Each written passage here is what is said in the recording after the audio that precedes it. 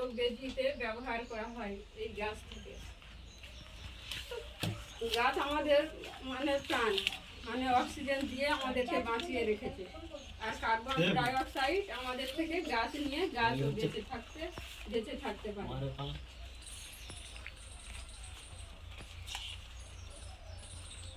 আর যেসব শাক সবজিগুলো মানে খোলা পড়ে থাকা ফল বা খাবার বা গোবর সার এগুলো দিয়ে আমরা রাসায়নিক মানে জৈব সার আমরা ব্যবহার করতে পারি, কিন্তু আর রাসায়নিক সারের দরকার হয় না। এগুলো যদি আমরা বাড়িতে ব্যবহার করি বা বাড়িতে একটা মানে কি চৌকার মধ্যে জমিয়ে তাকে রেখে আমরা সার হিসাবে জৈবিক সার হিসাবে তাকে ব্যবহার করতে পারি, তাহলে আমাদের আর রাসায়নিক সারের প্রয়োজন হয় না।